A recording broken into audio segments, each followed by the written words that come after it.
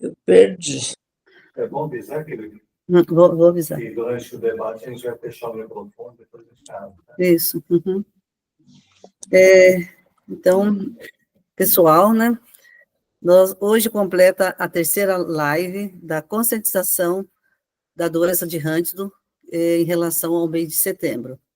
E essa live está sendo organizada pela Casa Brasileira União Huntington, e a gente traz nesse dia, né, o tema que é o atendimento da genética no SUS, pelo Dr. Caio Graco Brusaca, tá? E também uma participação do controle social, e aqui a gente eu vou falar algumas coisas, mas bem rápido também, tá? O Dr. Caio Brusaca, ele é médico geneticista pelo Programa de Residência Médica em Genética Médica, pela Universidade Estadual de Campinas, a Unicampus, e Sociedade Brasileira de Genética Médica Genômica.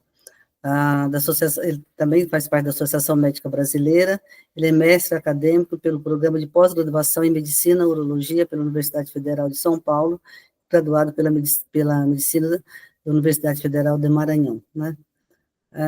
Dr. Caio Graco Brusaca, é um prazer ter o senhor aqui, a gente sente-se muito de trazer esse tema da genética, a doença de Huntington, ela passa totalmente pela questão da genética, e creio que o senhor vai trazer bastantes informações em relação a esse novo atendimento que a gente tem, né, agora, aqui na capital paulista, que que incluiu o atendimento da genética para a doença de Huntington. Tá? Então, seja muito bem-vindo. Tá? Muito obrigada.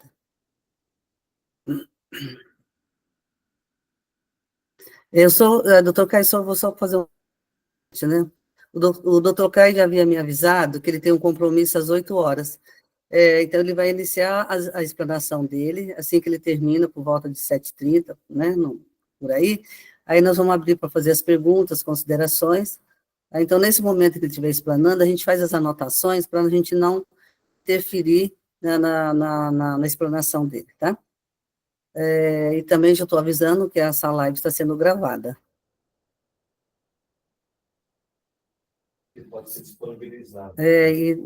Isso, depois da gravada, nós vamos disponibilizar no canal da Casa Brasileira, né? E também, assim, até quem gosta de receber particular, a gente passa, né, a gravação. Isso, na segunda-feira a gente vai disponibilizar, tá? Então, pode iniciar, doutor Caio.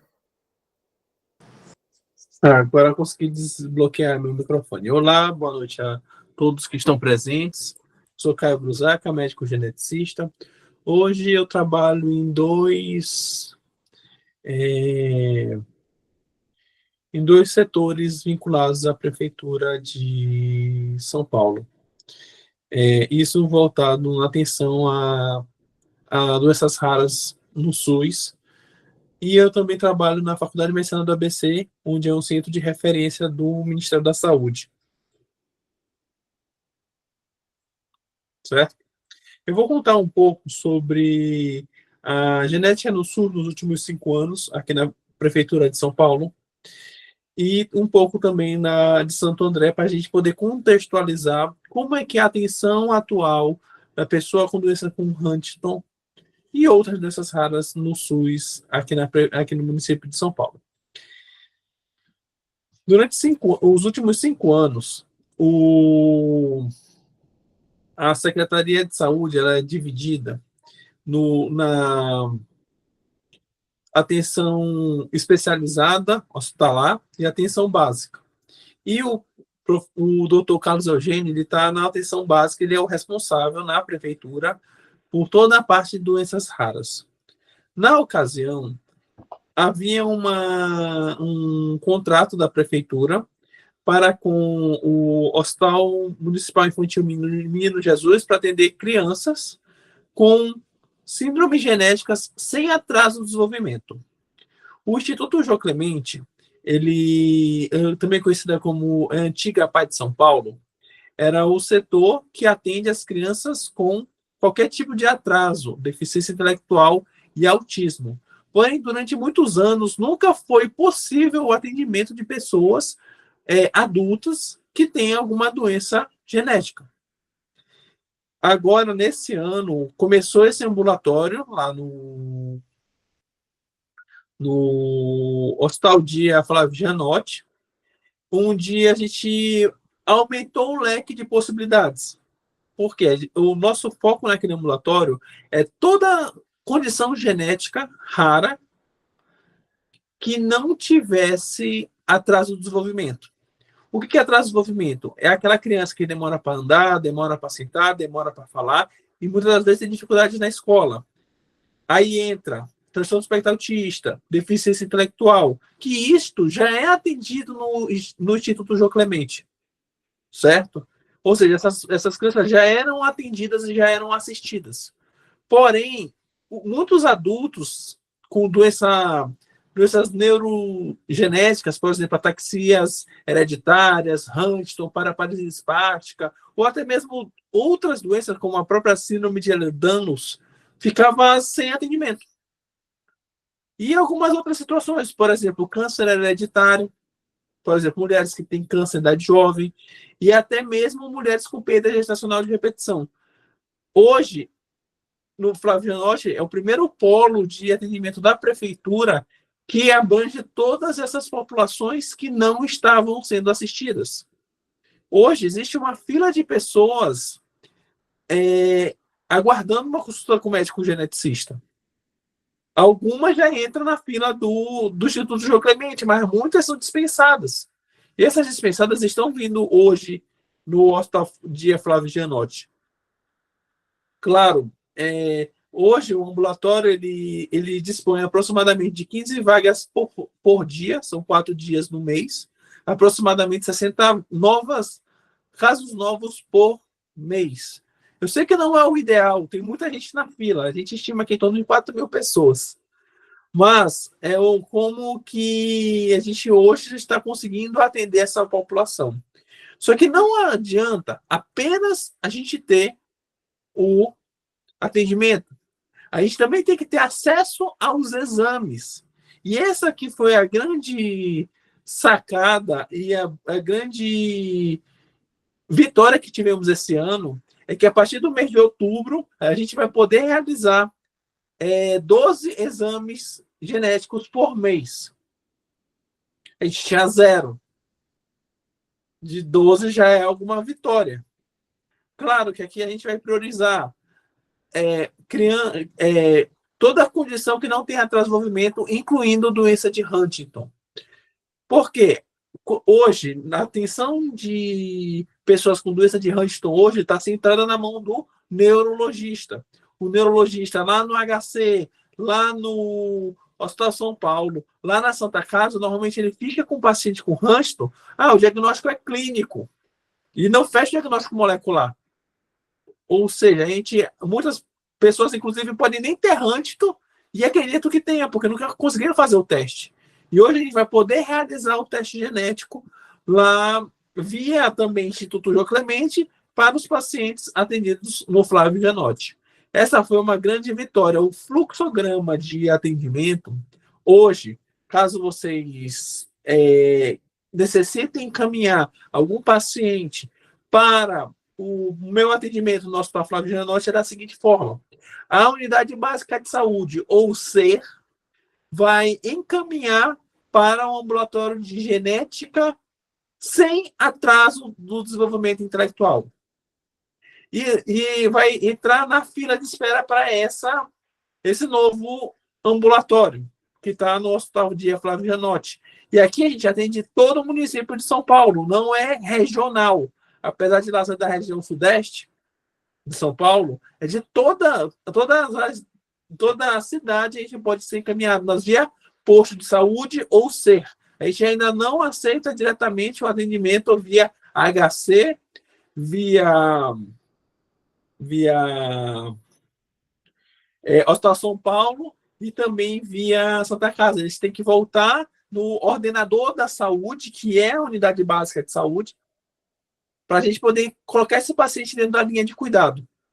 O que eu gosto muito de dizer, a gente vai poder oferecer o diagnóstico. Infelizmente, a medicação que a gente tem hoje para a doença de Huntington ainda não está disponível no Sistema Único de Saúde diretamente. E isso é um grande limitador. Por mais que a gente tenha o diagnóstico, a gente não vai poder fazer a prescrição da medicação. Mas já é muita coisa. Como tem muitas pessoas, seja a doença de Huntington ou outras doenças genéticas raras, que ficam anos e anos e anos sem diagnóstico. E aqui eu vou fazer um paralelo. Claro, eu sou médico geneticista. Ali no Flávio Gianotti, a gente não tem uma equipe multiprofissional, não tem neurologista especializado em doença neuromuscular ou até mesmo em ataxia e doença neurogenética. Mas a gente entra dentro desse círculo, que é os atendimentos das pessoas com esse grupo de doenças, para tentar auxiliá-los. Outra questão que eu gosto muito de enfatizar é que são doenças, 80% das doenças raras são genéticas. E as 20% que não são genéticas. Por exemplo, esclerose múltipla, ou mesmo esclerose lateral amiotrófica esporádica, que é a mais comum, a forma mais comum da ELA. Esses casos, eles não chegam para mim. Por quê? Porque eu sou geneticista, eu não vou atender casos de doenças não geneticamente determinadas. Essa é a diferença, por exemplo, do centro de referência lá da Faculdade de Medicina do ABC. Quando o paciente ele entra no centro de referência, ele passa por uma triagem. E a partir dessa triagem, o que acontece? A gente vai poder direcionar para qual ambulatório aquele paciente vai passar. Seja um ambulatório de doenças neuromusculares, seja um ambulatório de esclerose múltipla, ou seja, a gente consegue abarcar também as doenças raras não genéticas. Por exemplo, doença imunológica. Doença imunológica eu preciso de imunologista. E, infelizmente, hoje a gente não tem na nossa equipe imunologista. Para a gente pensar assim, a gente vai fazer realmente um centro de referência em doenças raras como o Ministério da Saúde deseja. Porque precisa dessas outras áreas. Essa é a diferença na Faculdade de Medicina do ABC, porque essas outras áreas são contempladas. Entendeu? Só para vocês entenderem um pouco de como é que é o atendimento no centro de referência e como é o atendimento hoje lá no Flávio Gianotti. Claro, nas duas situações nós temos os exames genéticos disponíveis para serem realizados, que essa, mais uma vez, é uma grande vantagem. Outra coisa que eu gosto muito de falar é sobre a integração do sistema de saúde. O sistema de saúde integrado que nós temos hoje, o paciente com Huntington que viria na minha mão e fechasse diagnóstico, ele já poderia ir voltar na linha de cuidado do Huntington, que envolve o C, envolve encaminhamento para as outras especialidades, não dentro do Hospital Flávio Gianotti, mas próximo da sua região ou do seu município, por exemplo, psiquiatra e neurologista, ou até mesmo neurologista de atenção terciária, HC, Santa Casa e Hospital São Paulo. Por isso que eu acredito que hoje esse fluxograma está muito bem desenhado, pelo menos na parte de diagnóstico, que é o que o geneticista vai mais fazer, e na parte de aconselhamento genético. Quando a gente fala em aconselhamento genético, eu já comecei a atender alguns casais que buscaram informações reprodutivas. Por exemplo, atendi 2 casais com perdas gestacionais de repetição. Já atendi uma menina que tinha suspeita de ataxia hereditária, mas ela era praticamente assintomática. E a mãe dela tinha o teste genético positivo. Ou seja, ela já entra na fila para quem vai fazer um teste genético. Por isso é tão importante esse diagnóstico, porque além daquele diagnóstico ajudar no tratamento da pessoa, também auxilia a parte da família e também na decisão de melhor poder, como é que eu posso dizer? Melhor poder tomar decisões do cunho reprodutivo. Assim, esse é, como a gente diz hoje, o que temos hoje no fluxograma de atendimento à pessoa com doença de Huntington. A Vita me pediu para falar um pouco sobre as outras doenças. Eu vou falar basicamente de 4. Uma delas são as ataxias hereditárias. Como eu falei, já teve caso que já chegou na minha mão para fazer aconselhamento genético, para fazer diagnóstico. E esses casos de ataxia hereditária, muitas das vezes são doenças autossômicas dominantes, igual Huntington. Passa de pai para filho, de filho para neto, na probabilidade de 50%. E já está hoje contemplado, porque muitos desses pacientes aí não tinham onde ir, nem para fazer diagnóstico, nem para fazer teste genético. O segundo grupo de doenças que eu gostaria de falar é a síndrome de Marfan. Síndrome de Marfan é uma doença genética que acomete logo desde criança, mas ela se estende por toda a vida. E ela, muitas das vezes, ela é diagnosticada na adolescência e na fase adulta, por conta de problema cardíaco e luxação de cristalino. Essas crianças eram inicialmente atendidas no hospital Menino Jesus, mas hoje eles todos estão vindo para a minha mão. E por estarem na minha mão, eu estou podendo tanto fechar o diagnóstico quanto fazer o manejo e acompanhamento dessas pessoas com doença com síndrome de Marfan. Porque tem um problema cardiológico muito sério para ser avaliado e ser acompanhado. Outra doença que eu gostaria de comentar é a própria galactosemia.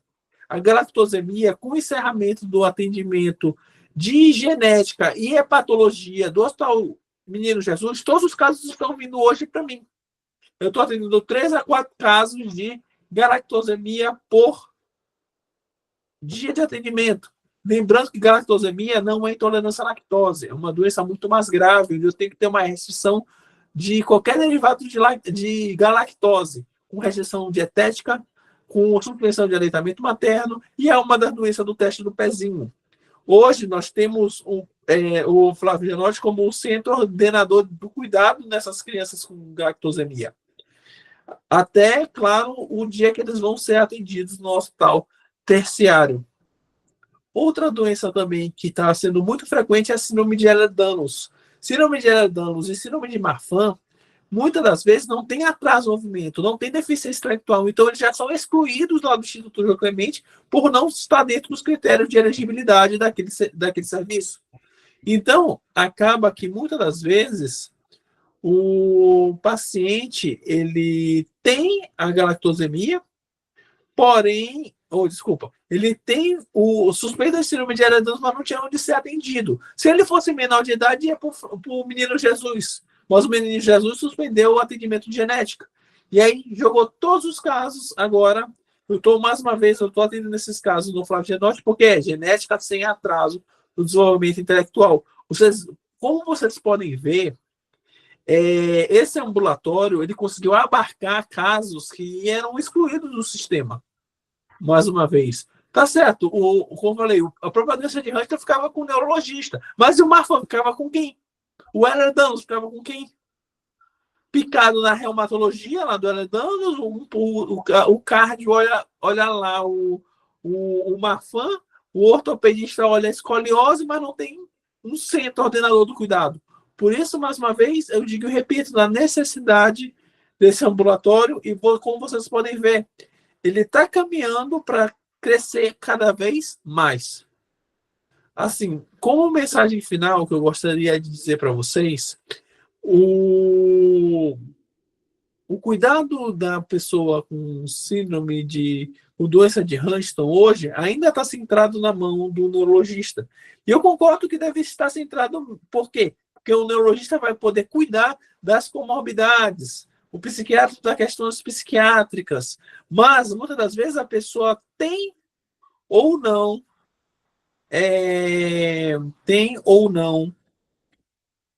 o diagnóstico fechado. Assim, para a gente poder concluir essa pequena explanação, obrigado, Vitor, mais uma vez, por me dar essa honra de poder falar para os integrantes aqui da Associação de Huntington, mas eu realmente acredito que a partir do momento que a gente tem e fecha um diagnóstico, aí que começa o nosso leque de possibilidades. Muitas das vezes a gente fica no mais escuro, sem diagnóstico, sem teste genético, e agora com este ambulatório eu acredito que vai valer muito a pena o, o atendimento de pessoas com doença de Huntington e outras doenças genéticas raras, sem atraso no desenvolvimento, porque com atraso no desenvolvimento sempre teve. Durante anos, o Instituto João Clemente tomou conta desses casos, mas muitos foram, como eu falei, dispensados. E é aí que a gente consegue, de fato, poder contemplar todas as áreas da genética. Assim, mais uma vez, obrigado, Vita, por é, esse tempo e a possibilidade de falar um pouco sobre como é hoje o atendimento da pessoa com doença de Huntington no SUS, em especial na genética. Sim, doutora, a gente que agradece, né? E a gente sabe, né, na nossa experiência com a doença de Huntington, até então, né, essa luta do senhor estar conosco, né, a gente travou muito aqui junto com a Casa Brasileira Neo Huntington, até antes, né, quando eu estava lá na Associação Brasil Huntington, também a gente já estava trabalhando nesse sentido. Por quê? As pessoas com doença de Huntington, elas passavam no SUS, né? Quem tinha que passar no SUS, passava no SUS. O médico não poderia dar o diagnóstico, porque não fazia, então era uma responsabilidade do médico perante a gestão, então ele não poderia estar solicitando. A pessoa teria que passar em uma consulta particular, né? Pagar uma consulta particular e fazer o exame no particular, né? Então, sabia, era um gasto duplo aí, né? E a gente até algumas vezes a gente conseguiu algumas vagas no Santa Marcelina, né? Aí depois também fechou, porque tinha que fazer subir pela regulação, né? Aquela questão da UBS, né? Então a gente se perdeu bastante oportunidade de realizar esses exames. E aí, quando a gente trava essa luta de sentar com o secretário da Saúde, participar de conferência, participar de conselhos de saúde, né? Levando essa pauta, que a gente vê o resultado dessa nossa empreitada, né? E de ter o senhor aqui, né? Então, isso daí a gente gosta de colocar, porque aqui tem bastante gente também que trabalha bastante no controle social, né? Para não perder as esperanças, né? De trabalhar mesmo, né? De sentar com o secretário, de discutir e materializar o que a gente precisa. Eu vejo quando o senhor coloca como ainda precisamos melhorar cada vez mais e tornar até um centro de referência do doença rara, o Flávio Janotti, né? Aí isso traz essa questão que é da imunologista que precisa, né? Nós vamos lutar para ter um imunologista lá, nós vamos lutar para ter um psicólogo para fazer o aconselhamento genético, né? Acho que isso é muito importante, né? A gente vai já se aprimorando nisso para nas novas lutas, colocando nas nossas pautas, né? Essas questões, né? E justamente para solidificar, assim, cada vez mais um atendimento justo, né? Um atendimento que a população precisa, né? Porque a doença rara, como eu não falo, a doença rara, ela é muito, a gente não tem muito tempo, né? Porque nós somos consumidos, né? Quando você tem uma doença rara, a evolução dela é muito rápida, né? Então a gente tem que correr atrás de tudo que é benefício, né? Eu fico contente também, outra coisa, que o ser pode indicar, né? Então, o ser também, ele pode também encaminhar para o senhor, né? Então, eu fiz só esse apanhado aí, né, de trazer essa questão do controle social para motivar que as pessoas têm que participar desses espaços que dão resultado, né? São difíceis, mas dão resultado, né? A gente tem aqui talvez uma pergunta no chat, do senhor Marcos que colocou. Senhor Marcos, você pode fazer a pergunta, tá? Já colocou aí, mas você pode fazer a pergunta. Né? Você estava perguntando de prioridade, né? Tá? Isso. Está me ouvindo? Sim, pode falar. Então, boa noite a todos. Doutor Caio, eu gostaria de fazer uma pergunta, né? Existem aí vários tipos de doenças raras, né? Algumas se evoluem muito rapidamente, outras um pouco mais lentas, né? E baseado nessa informação, né, eu gostaria de saber se existe alguma prioridade para atendimento dessas pessoas, de acordo com o grau de gravidade e evolução da doença. Já que, por exemplo, a doença de Huntington, ela evolui muito rápido. É esperar 3 anos 4 anos, até 2 anos mesmo, é muito tempo para uma pessoa que está manifestando a doença de Huntington, né? Você esperar tanto tempo assim, já vai chegar aí no seu atendimento num quadro bem evoluído.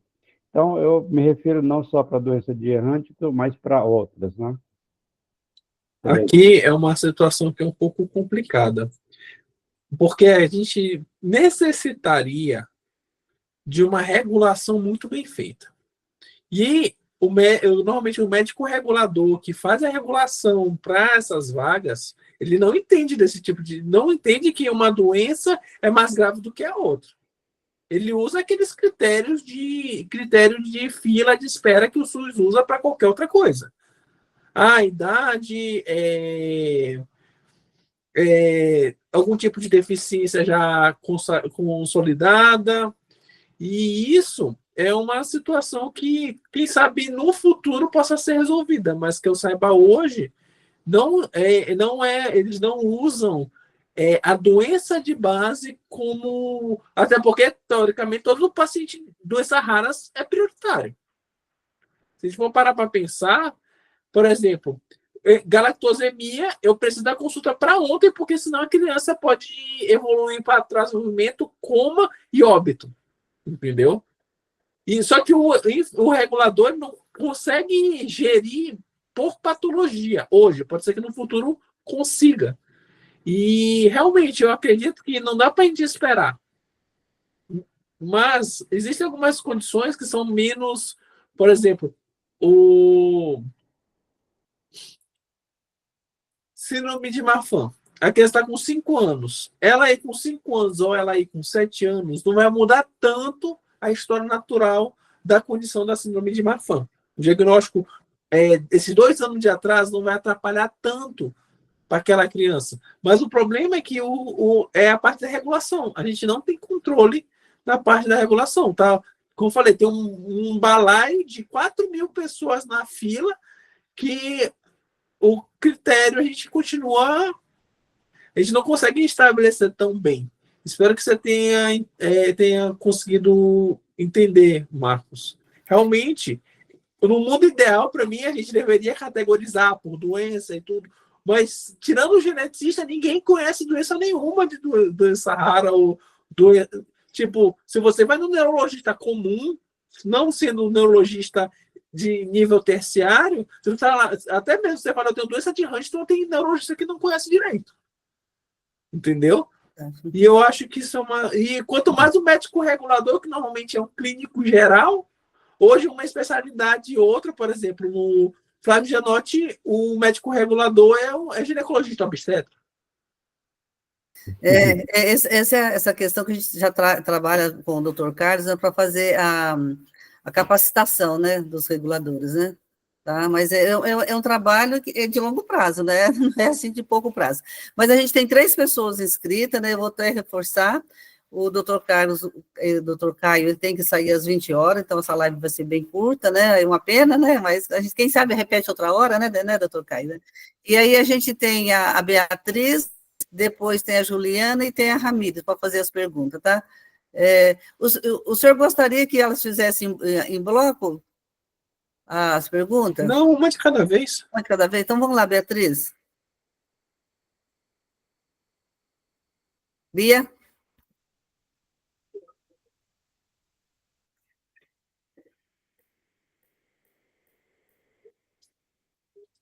Com o microfone, Bia, e a Juliana faz até você acertar?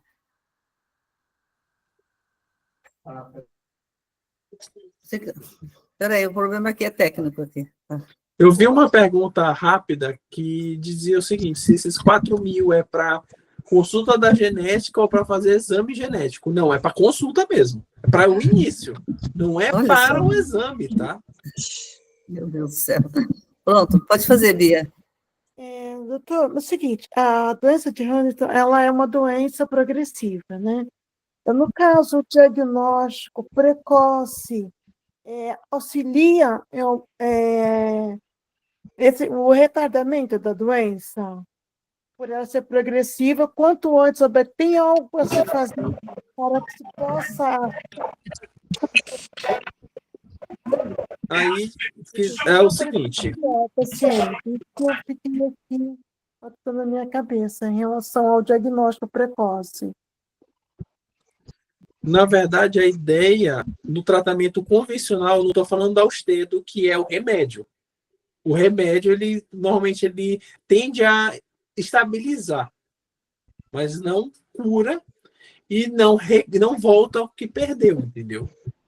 Mas o tratamento, quanto mais cedo a gente diagnostica, mais cedo a gente começa a tratar com morbidade. Por exemplo, às vezes a pessoa está com, além da coreia, está com transtorno psiquiátrico associado, e a gente já consegue melhorar a qualidade de vida da pessoa. A gente fala muito em doença rara, em melhorar a qualidade de vida, melhorar o entorno da pessoa, melhorar não tanto cura, e às vezes a gente poder diminuir um pouco a evolução da doença, entendeu? Mas realmente a doença de Huntington é uma doença progressiva, e isso a gente sabe, infelizmente. E o tratamento realmente é para melhorar a qualidade de vida daquela pessoa. Agora a Juliana, depois a Marta. Depois a Ramírez, depois a Marta. Vamos, Juliana.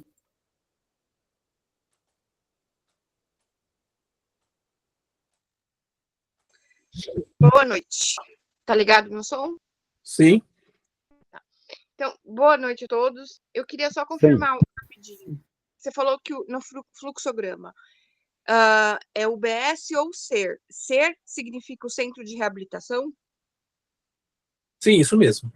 Ah, tá. Porque tem agora o Centro de Referência da Dor Crônica, que foi onde cogitou a primeira vez a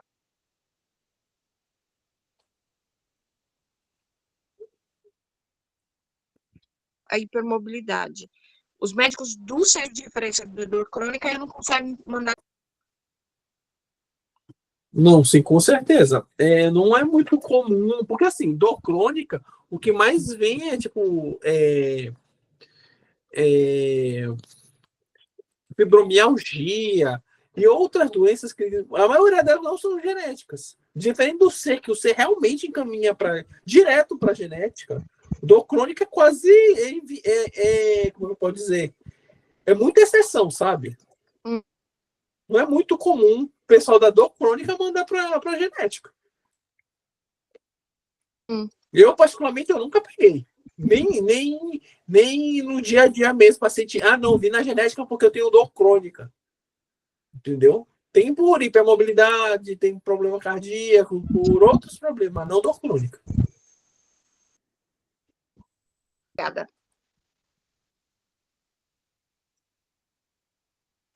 Agora, a Tamires, Ramírez, né? Ramírez.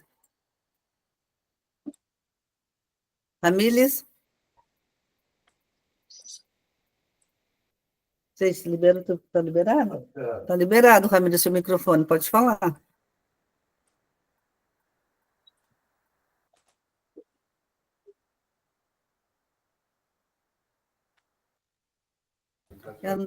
Eu pedi Essa para ela. pessoa, ela está ainda aqui na reunião? Ela está aqui, ela está com a mãozinha levantada. Mas vamos passar para a Marta, né? Depois a gente passa para a Ramírez de novo, tá? Martinha. Microfone, Marta. Aberto o microfone dela. Martinha, pode falar. Libera seu microfone, Marta, ele está fechado. Maria Helena, fecha seu microfone. Quem está com o microfone aberto, ela não está conseguindo, nós não estamos conseguindo ouvir. Alguém está ouvindo? Não. A Marta está ouvindo? Agora ela fechou o microfone. Martinha, abre o microfone. Tá fechado o seu microfone. Estamos ouvindo ela. Não estamos ouvindo. Acho que o lugar era entrar e sair e entrar de novo. O som dela não está baixo, não? Aqui para nós? Não, como é? Não, Marta. Quem te assusta? Vê se o seu som não está muito baixo, Marta. Talvez está aberto, mas está baixinho, por isso que a gente não escuta. Dona Vita, tem mais uma pergunta aí? Aí, Enquanto só se ela for no resolve. chat. Você quer dar uma olhadinha no chat aí para mim, por favor, seu Marcos? Eu tô olhando aqui no chat. É. Existe prioridade, o fluxograma. Aqui. Doutor Caio, como profissional especialista em genética, o senhor é responsável pela construção de política municipal de genética. Além disso, o geneticista não é reconhecido como um profissional do SUS. Tais aspectos vêm dificultando a nível municipal a aproximação entre genética clínica e comunitária e atenção primária à saúde e pouca orientação sobre realmente estruturar tal assistência na atenção primária. Vamos lá, essa pergunta eu vou responder em 3 partes. Primeiro é construção de políticas públicas em genética. A gente hoje tem um grande aliado, que é o Dr. Carlos Eugênio. Eu sento muitas das vezes com ele, eu sento mesmo porque é uma das coisas que eu gosto muito de fazer, essas coisas de controle social. Inclusive, Vitor, depois eu queria até conversar contigo para como é que faz para virar conselheiro, porque tem um conselheiro profissional de saúde, tem um conselheiro funcionário e tem um conselheiro profissional de saúde, e é mais um aliado lá dentro para a gente conseguir estruturar isso aqui, né? Nossa, vamos lá, vamos. Só pode ser conselheira aí no próprio Florianote, certo? E depois para o Conselho Municipal. Vamos conversar sim, tá? Certo. Essa é a primeira questão. Com o Dr. Carlos Eugênio, a gente desenhou, sentou, estruturou para poder fazer essas políticas de saúde. Isso aí já é um trabalho de pelo menos uns 4 anos, porque eu era do Hospital Menino Jesus, antes de encerrar o ambulatório lá. E lá a gente já estava desenhando esses fluxos.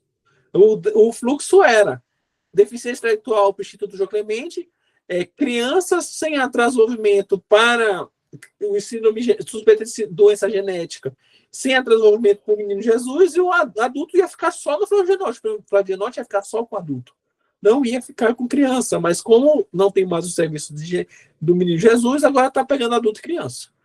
A segunda coisa, o geneticista não é reconhecido como profissional do SUS. Eu não entendi essa fala, porque o geneticista o médico geneticista é uma especialidade médica reconhecida. Inclusive, a política de doenças raras foi toda desenhada por médico geneticista, tá?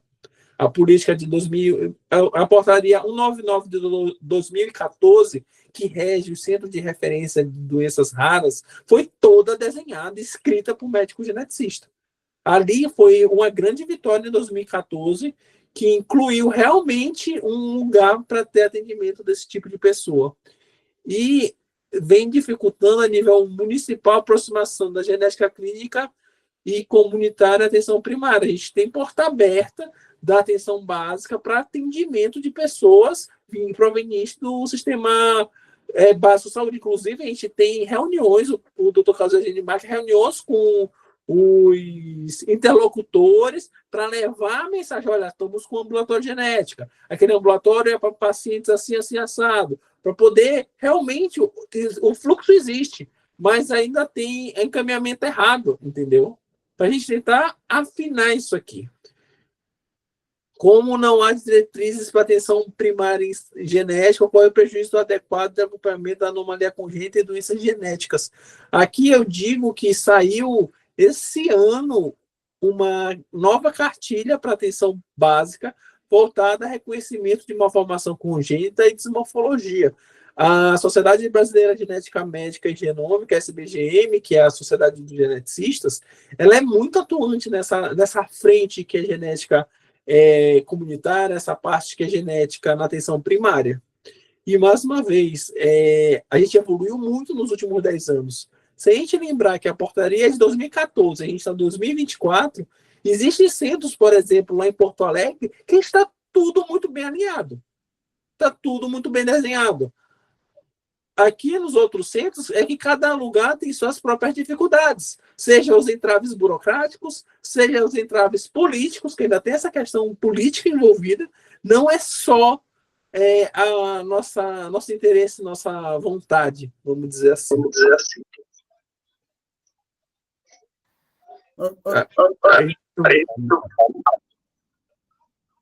Deixa o microfone aí da Graça. Eu posso perguntar? Pode, Ramírez, pode perguntar. Pronto, boa noite a todos. Vou tentar ser o mais breve possível. Eu sou daqui da Bahia e minha família, né, tá ajudando um rapaz, né, uma pessoa de uma certa idade que está com a doença de Huntington. Foi descoberto o diagnóstico já tardio, né? E eu gostaria de saber se aqui na Bahia existe, porque eu sei que o SUS, né, é um sistema universal, mas se aqui na Bahia tem algum tipo de instituição que abrace a situação de pessoas que têm essa doença de Huntington, porque agora recentemente ele descobriu que além da Coreia, né, Coreia de Huntington, ele também tem o Parkinson, né? Foi diagnosticado com o Parkinson. Então, eu queria saber se existe algum centro de apoio, algo que a gente pudesse investir mais nas terapias, né, para a situação dele. E qual cidade você mora, Ramírez? Eu atualmente moro em Carregal da Silva, no É, interior da Bahia. O O pessoal, o que eu posso lhe falar sobre Bahia é que a PAI de Salvador é um centro de referência de doença rara, atende tanto crianças quanto adultos, principal, e também oferece o teste genético. Entretanto, eu não sei se eles oferecem toda a linha de cuidado de Huntington. Por exemplo, eu falei, o C, psiquiatra, neuro especializado. E por isso que esses centros de referência, eles auxiliam porque eles costuram a linha de cuidado. E a gente tem que estar com essa linha de cuidado, porque senão o paciente ele fica muito jogado de um lado para o outro. E como o nome, as equipes elas não conversam entre si. Por isso, mais uma vez, eu digo da importância e necessidade desses tipos de centros especializados. Só que eu não sei como é que funciona o fluxo em Salvador, na sua cidade. Seria posto de saúde encaminhando para o centro de referência. O posto Entendi. terciário. Então, Pode falar, desculpa, pode falar. entendeu? Eu não sei como é que funciona, porque apesar do sistema de saúde ele ter uma diretriz única, ele funciona de forma diferente de um estado para o outro. Essa forma desses encaminhamentos, essa forma de conseguir estimulação, ser e psiquiatra e tudo que precisa na pessoa com doença de Huntington. Sim, inclusive, só mais uma pergunta. Todas as pessoas que têm a doença de Huntington, elas apresentam quadros psiquiátricos, por exemplo, esquizofrenia, depressão, esses quadros assim? Não é todos. Entendeu? E também não sabe quando começa. Entendi. Porque ele tem. É porque assim, a gente caiu de paraquedas na situação dele, né? A família abandonou, a gente conheceu ele, e aí a gente abraçou a situação dele por conhecermos, né, a pessoa. E aí ele já teve um diagnóstico tardio. Só que assim, ele começou a apresentar os primeiros sinais de Huntington na adolescência. Durante os jogos de futebol, o treinador percebeu tremores. E esses tremores, ele passou muito tempo que ele não percebia, mas as pessoas de fora, durante o treino, achavam que ele estava passando mal, que era porque ele estava se esforçando. Foi foi no Hospital Roberto Santos, em Salvador, que ele recebeu o diagnóstico por um neurologista e está fazendo o acompanhamento por lá. Eu estou indo devagar porque ele está deixando a gente entrar nesses detalhes da vida dele por agora. Então, eu procurei um grupo de apoio para tentar ajudá-lo, porque tem muita coisa para mim que é um enigma ainda, né? Mas eu estava querendo saber de um lugar que prestasse um apoio que eu também conseguisse obter informações de como ajudá-lo, porque eu sei como é uma doença que ela vai progredir, ele vai chegar possivelmente, até onde eu pesquisei um pouco, ao estado de demência, né? Que ele vai ficar muito dependente de uma pessoa. Ramírez, até um tempo atrás, o Hospital Sara atendia as pessoas com a doença de Huntington, tá? Hospital Sara de Salvador. Precisava de pesquisar, porque eu não sei se houve alguma mudança. Eles atendiam e faziam o teste genético. Pronto, Marcos, obrigado pela informação. Eu vou tentar entrar em contato com o hospital para poder ver. Isso. Você pode olhar na página dele, da Hospital Sara, na página da internet, Lá tem as informações de como você consegue chegar até eles. E deixa seu telefone, seu contato, Ramírez, aí com a gente, né? Aí a gente vê essa Pronto. possibilidade, tá bom? Tá ok, obrigada, tá? Tá. Agora é a Martinha que vai fazer a pergunta. Tá fechado o seu microfone, Martinha. Você checa a Martinha aí no microfone. Seite. Tá liberado. Aqui tá liberado para você falar. Se tiver difícil, acho que era melhor você sair e entrar de novo. Acho que é melhor sair e entrar de novo.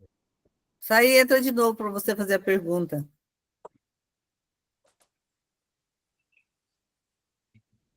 Né? Enquanto isso, alguém tem mais perguntas? Deixa eu só perguntar uma coisa rapidinho. Aonde é que eu faço para deixar o número do telefone? No chat. Você está no Estou celular? no celular. Tá. Tô achando o celular mais complicado, né? Você não consegue. Eu tô procurando aqui. Viu? Tá bom, se você não achar, você vai ter que falar. A Pronto, eu Juliana vou tem uma tentar. pergunta. A Juliana sabe explicar. Já achei, peraí, achei. Juliana. Achei aqui. Era só isso que estava. Tá. Deixa eu ver se a Martinha entrou ali. Tá, só Se vo- isso, né? Deixa eu desativar o microfone, peraí. Uhum. Né? Oi, boa noite, gente. Já que não tem ninguém com a mão levantada, eu vou tomar liberdade aqui de falar. Eu me chamo Luana, eu sou filha de uma pessoa que tem Huntington, meu pai tem Huntington, porém ele não tem o diagnóstico ainda. Ele está na fila de espera do SUS para ser encaminhado para o HC, e eu queria saber qual o procedimento para que ele conseguisse fazer esse teste genético aqui em São Paulo. Para ele conseguir fazer o teste genético, a unidade básica de saúde ou ser, ele precisa encaminhar para passar em consulta comigo. Aí, depois da minha avaliação, eu vou solicitar o teste e depois o paciente tem que voltar comigo para poder receber o teste. Para a gente poder fazer o aconselhamento genético pré-teste e pós-teste. Entendi, mas o SUS que precisa fazer esse encaminhamento para você, é isso? O posto de saúde, o paciente tem que ir no posto de saúde, marcar uma consulta com o clínico, com o médico de família, e na consulta você dizer, eu gostaria de passar na genética sem atraso de desenvolvimento intelectual. Ele vai colocar na fila de espera e vai passar comigo em breve. Entendi. Mas eu preciso fazer essa solicitação, porque meu pai já fez vários exames, tem mais de um ano que ele passou na primeira consulta com o clínico geral, ele já foi encaminhado para o neuro, fez alguns exames, fez tomografia, e essa parte do aconselhamento genético e do teste genético não foi falado. Então, eu preciso marcar uma nova consulta com a médica, com a clínica geral, e pedir esse encaminhamento para vocês. Isso. Tá, joia, doutor. Obrigada. Vitor, tá me ouvindo? Tô ouvindo, Martinha, agora pode falar. Não, é só para dizer, Caio, sou do Janote, sou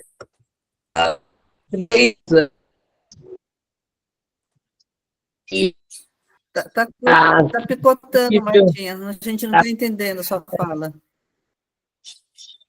Repete de novo. Cortou tudo. Eu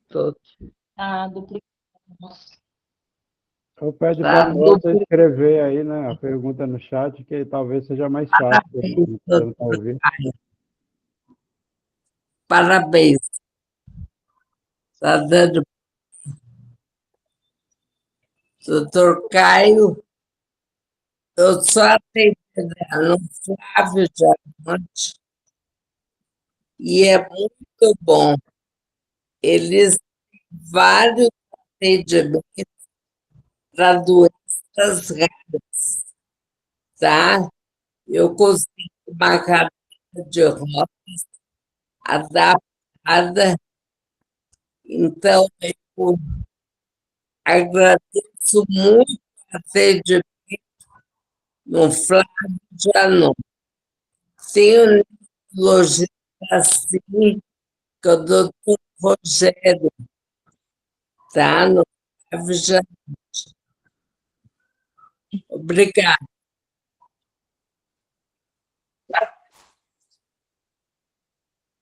Eu não sei se o doutor Caio conseguiu compreender, senão tem uma pessoa do lado dela, poderia escrever, né? Ô, Nina, Conseguiu, doutor Caio, compreender? Eu- Infelizmente, eu não consegui compreender direito. Martinha, pede para a pessoa que está do seu lado escrever, porque o seu som não está bom, ficou picotando demais. vou pedir para ela vir aqui. Isso, Espera aí. deixa ela escrever para você. Enquanto isso, a Gorete tinha levantado a mão, mas abaixou, você vai falar, Tem aqui Gorete? essa mensagem. Como esse procedimento é novo, provavelmente a OBS não sabe direito como fazer o encaminhamento. Na verdade, é porque é encaminhamento para genética, entendeu? Só que, você lembra que eu falei dos 4 mil? Aqueles 4 mil, tá todo mundo com um encaminhamento para genética. Mensagem escrita. Então, Entendeu? E aí que está a questão da regulação. Seja a regulação mandar para o Instituto João Clemente ir lá, eles identificarem que não é lá e mandar para o Flávio Janotti, assim como tem muitos pacientes que vem comigo e é do Instituto João Clemente, eu mando de volta para o Instituto João Clemente. Entendeu? não, O principal é fazer encaminhamento para a genética, e isso eles já faziam. O problema é que a fila a perder de vista, né? A Juliana tem uma pergunta para fazer para o senhor, mas eu vou até assim, pedir a licencinha para ela para falar bem rapidinho. Se tem uma fila de 4 mil, né? A expectativa para o último da fila, qual que é? Não é isso? Como que essa pessoa vai chegar até o senhor? Porque aí tem que trabalhar, ver a carga horária, né? Quantos pacientes o senhor atende por semana, né? O senhor falou que era 15 por semana, 15 novos por semana. Isso. E fora, mas também tem os pacientes que vão para o Instituto João Clemente, né? Não se Então, mas esqueça espera um disso. pouquinho só. Ele tem que passar para o senhor para ir para o João Clemente, não é isso? Não, o paciente vai direto para lá e às vezes volta para mim. Certo. Ainda tem, né? Vai lá para o jogo. Tem tudo. Não é 4 mil de Huntington. Não, eu sei. Eu sei 4 mil pacientes com doenças criança raras. com autismo, criança com deficiência intelectual, mulher com perda gestacional, tem mulher com câncer, tem pessoa com doença neurogenética, todo mundo está nesses 4 mil. Alguns já vai logo direto para o Instituto João Clemente, e lá fica. E outros vêm para mim. Aí eu identifico os que vão continuar no Flávio Janotti e os que vão. Tem paciente que, como eu falei, encaminhado errado já recebe alta. E tem os pacientes os pacientes aqui do João Clemente eu mando de volta. Entendeu? Então, doutor Carlos, o senhor que faz toda essa seleção, é isso? Passa tudo na sua mão. Sim, passa tudo na minha mão. Passa tudo na sua mão. Então, é um trabalho para o senhor bastante volumoso, não é isso, né? Bastante volumoso, tá? O senhor vê alguma expectativa de atendimento de 6 meses para zerar a fila? Não vai zerar a fila, porque vai entrando gente, não é isso? Não existe zerar a fila. Assim, o que eu, sendo bem realista, eu não acredito em zerar a fila, mas o problema, a vantagem é que hoje tem alguém atendendo. O problema é que não tinha. Esse que é o problema. Isso para a gente pessoa estava na vitória, fila, só que essa fila não andava porque não tinha quem atendesse. Já é uma vitória, isso é verdade. A gente conseguiu o senhor, né? Talvez a nossa agora a grande demanda agora para os próximos anos, né, para o ano que vem, é mais a contratação de mais um geneticista, né? Formar um pool lá, não é isso? O que o senhor acha? Com certeza. Né? Acredito que vai ser esse o caminho que eles estão querendo traçar. É porque contratações na prefeitura é uma complicação. Certo. É 15 por semana, é 60 por mês.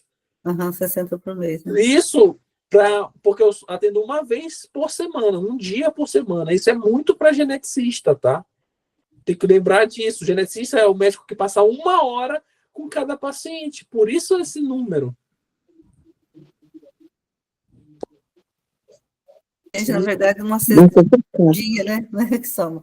Tá, o senhor Marco tinha levantado a mão. A Benedita também vai falar? Não. Não? Então tá bom. É só o seu Marcos agora.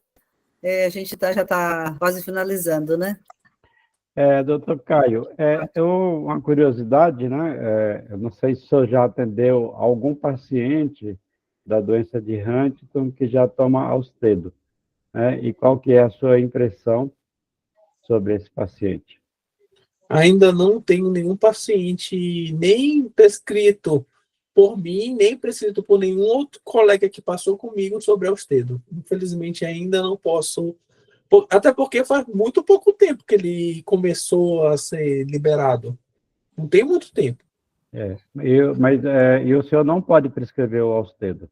Não, eu como estou na Prefeitura de São Paulo, existe uma lei estadual que proíbe a prescrição de qualquer tipo de remédio que não esteja no rol da RENAME, que é relação de medicamentos.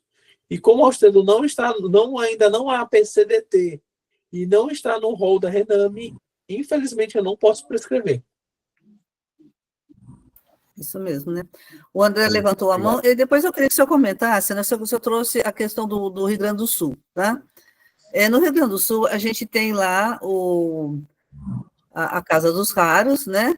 Tá? Acho que é o Estado dos Raros, né? Mas eu gostaria de se a fala do senhor é em cima da Casa dos Raros ou em cima da política pública, né?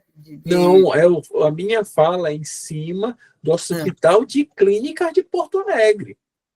Ah, tá. Só de Clínica Entendeu? de Porto Não Alegre. Casa dos Raros. Tá bom, tá, não, tá ok. Então foi esclarecido, tá ótimo, tá?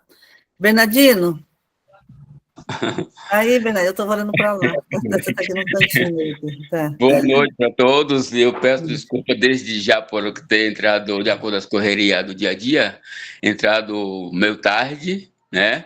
Mas acompanhei alguns procedimentos. Vou fazer a mínima pergunta. Com relação a essa especialidade, nós achamos que tem muito pouco, um número muito curto de especialistas para fazer todos esses atendimentos, porque pelo fato de atender 60 pessoas por mês, né?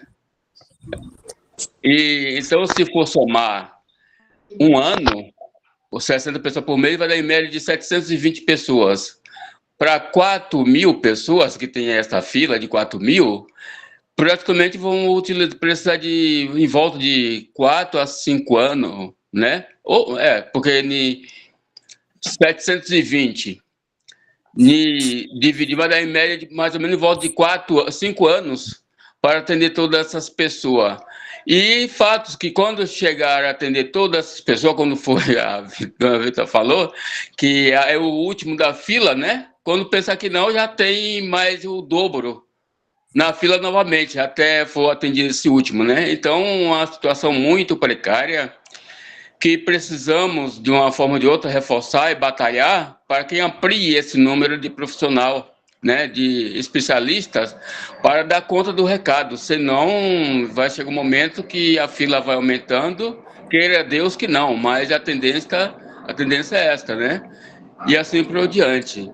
Mas cabe a todos nós, estamos na luta, se desbruçar um pouco em cima disso, de cobrar quem for de direito de todas as esferas de governo, para que amplie esse número de profissionais, de especialistas, para dar conta do recado, senão fica uma coisa a cada dia que passa pior, né? E assim por diante, é isso.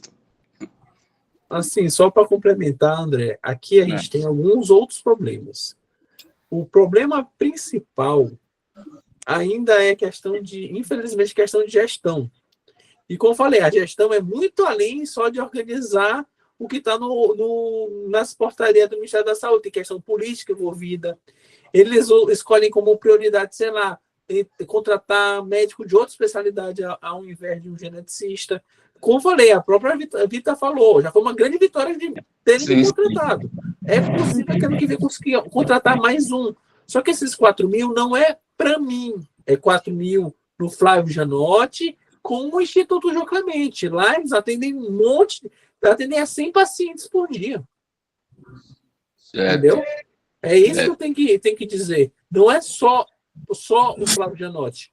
É o Flávio Janotti mais o Instituto João Clemente.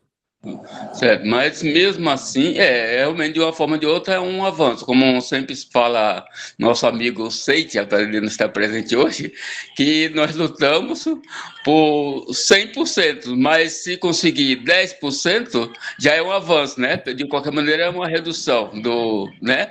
Mas não podemos cruzar os braços e aguardar que a coisa não aconteça, né? Assim por diante.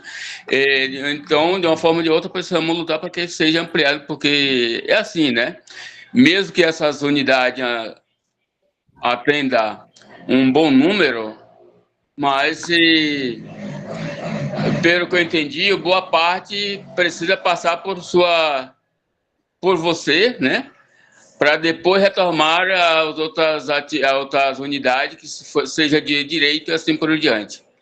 Então, eu creio que se ampliasse o número de especialistas, seria melhor, né? O André, Sim. o doutor Caio, ele tomou posse no dia 6 de julho, né? 6 de julho ou 7 de junho, eu invento um pouquinho, né?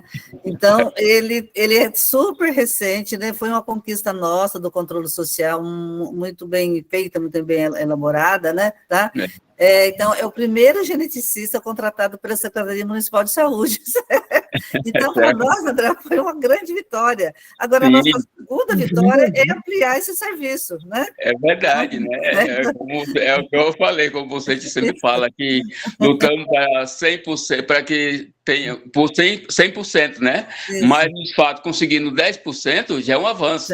E parabéns em todos os aspectos, por quem lutamos para que o doutor Caio esteja presente, atendendo, fazendo um bom trabalho para a população, e pelo fato daqueles batalhadores mesmo que lutam por isso, né? Principalmente no seu caso, né, Rita? Porque foi uma batalha tanto, eu acompanho os procedimentos, sabe disso, e foi uma guerra, uma batalha com relação nas conferências, e próprio conselho no dia a dia, na luta, na batalha, nós vemos lutando através da sua luta, a sua batalha. Teve aquela...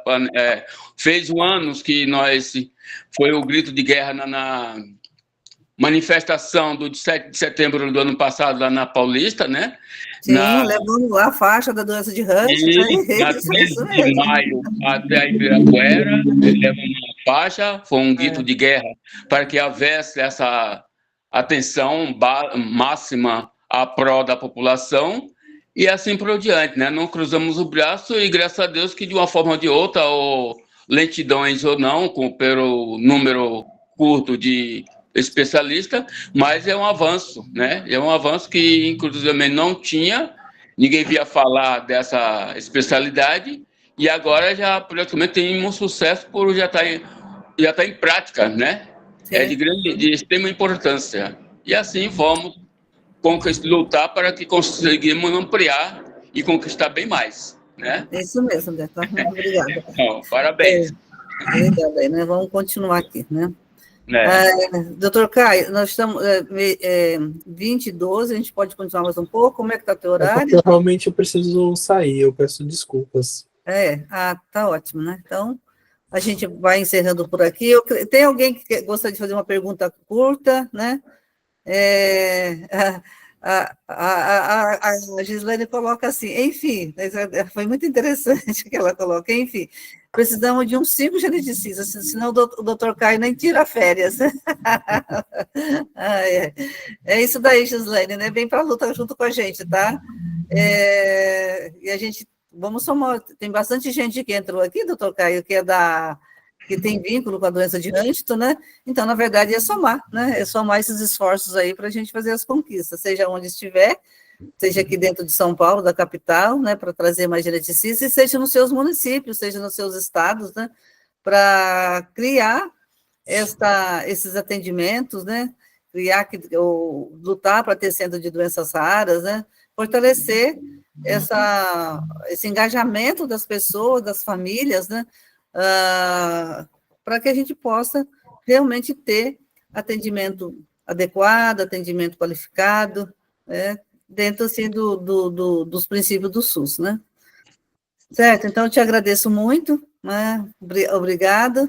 Vamos então, já que o senhor quer ser conselheiro, vamos trabalhar em cima dessas possibilidades, tá? Eu fico muito feliz com a sua, o senhor querer engajar nessa luta, né? Acho muito importante. E a gente pode repetir mais um tempo, né? Um tempo no futuro, fazer mais uma outra live, né? Aí ver como é que está, avaliar daqui uns 6 meses, avaliando como andou todo esse trabalho, né? E o que a gente conseguiu mais, tá? Tá bom? Pode fazer suas considerações finais, né? Muito obrigado a todos pela presença. Foi um prazer mais uma vez estar aqui. Obrigado, Vitor, pelo convite. Realmente eu fico muito feliz de poder divulgar um pouquinho de genética, falar um pouco sobre aconselhamento genético, falar como é que funcionam os fluxos no sistema público de saúde. E mais do que isso, é de pouquinho em pouquinho que a gente muda alguma coisa. Essa que é a questão. É de pouquinho em pouquinho mesmo, né? É umas conta-gota mesmo, né? Certo, né? Isso. Então, assim, muito obrigado, tá? Muito obrigado e tchau, tchau. Eu realmente tenho que sair. Tchau, tchau. Tchau. Que Deus abençoe e boa sorte. Amém. Obrigada, boa noite para vocês. Boa noite.